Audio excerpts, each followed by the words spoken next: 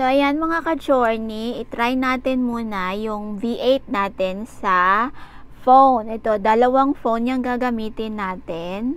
And, i-connect natin yung ating V8 sa phone. Ayan. So, lang, itry natin siya sa phone.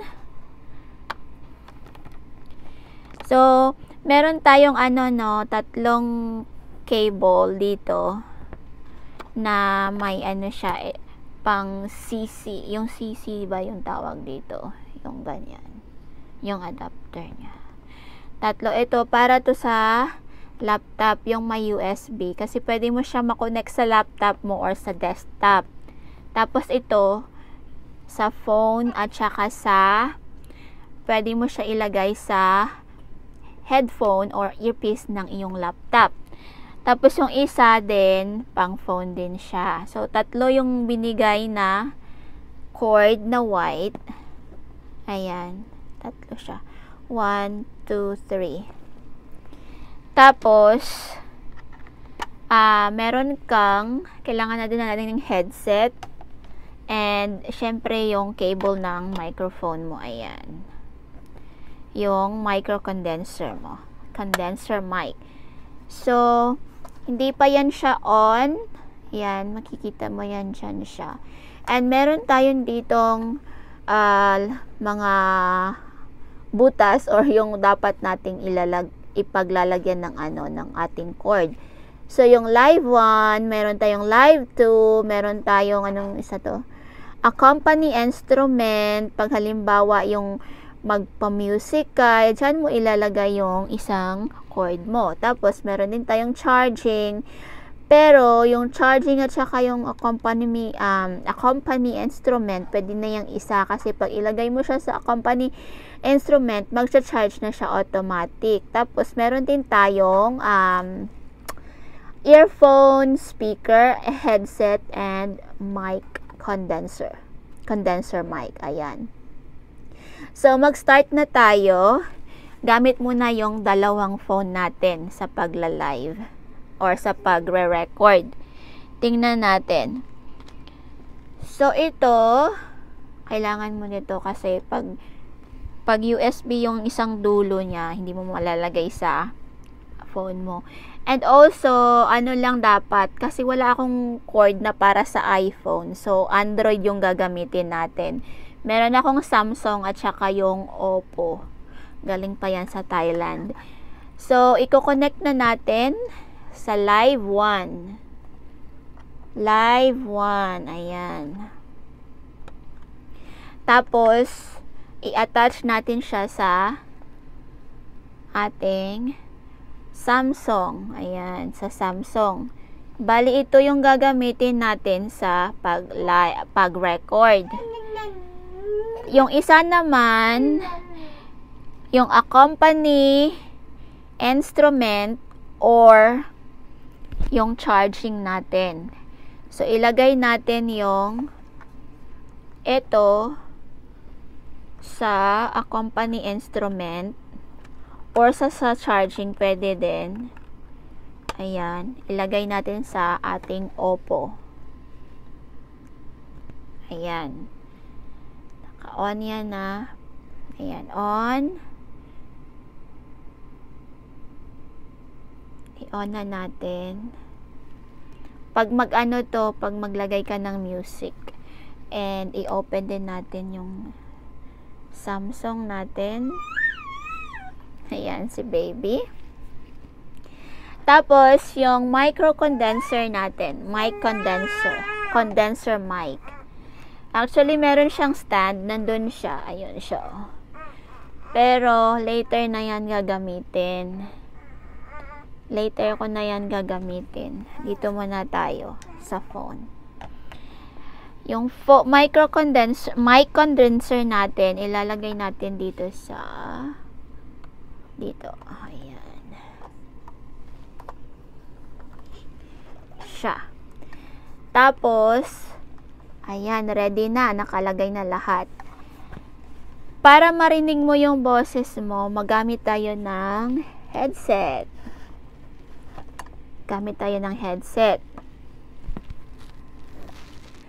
Diyan mo ilagay sa headset din. Ayan. Ayan. So, i-turn on na natin. I-press lang natin. Long press lang na yung button na to. Ayan, nag-ilaw na siya. Ayan. So, naka-red. Ayan, dinig ko na yung boses ko. Idinig ko na. Mic testing. Ayan. Pero, itatry natin mag-record gamit yung ating phone. Kung saan tayo. Dito. Oops. Ayan. I-record na natin. So, open lang natin yung camera. Ayan na, yung camera natin i-open. And video. Yung video i-click natin. Ayan.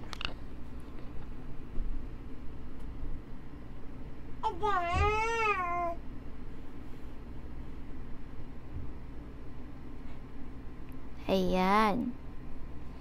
Mega love shout out. Mic testing 1 2 3. Ayan.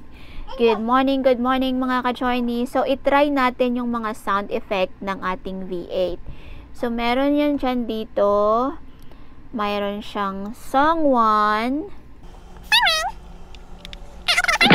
Zile yo alergia al mile.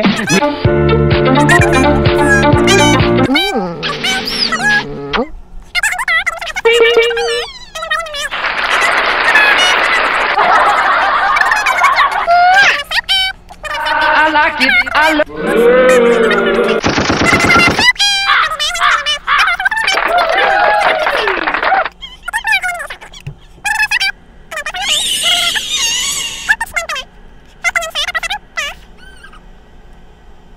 Second presses.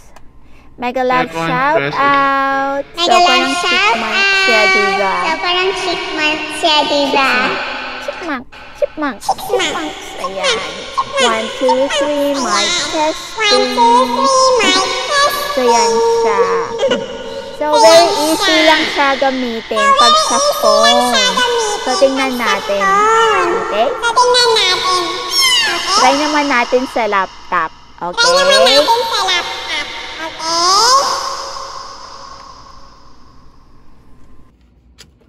Okay, so i-try natin sa ating laptop. Yung laptop natin. So, i-try natin.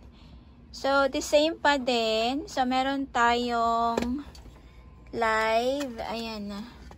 Yung live. Tsaka accompany, instrument, and charging. So, this time, yung gagawin natin, gamit tayo, yung sa phone kasi kanina, ginamit tayo ng live 1 at saka accompany instrument. So, ngayon, yung gagamitin natin live 1 at saka yung charging. So, let's try it. So, yung charging natin, ayan, yung charging natin, ilagay natin dito sa ayan, sa ating laptop.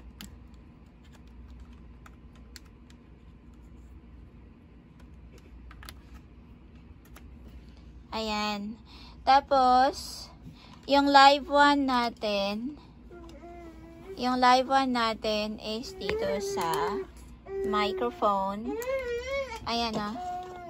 Yung live 1 natin, dito natin ilagay sa mic, sa headset ng ating laptop. So, ayan. And we're going to, ayan, may lalabas yan dyan siya. Okay mo lang. And open natin yung OBS kasi yan yung ginagamit ko sa pagla-live. I-try lang natin yung yung naka-close. So, try lang natin yung recording. Ayan, start recording para matingnan natin.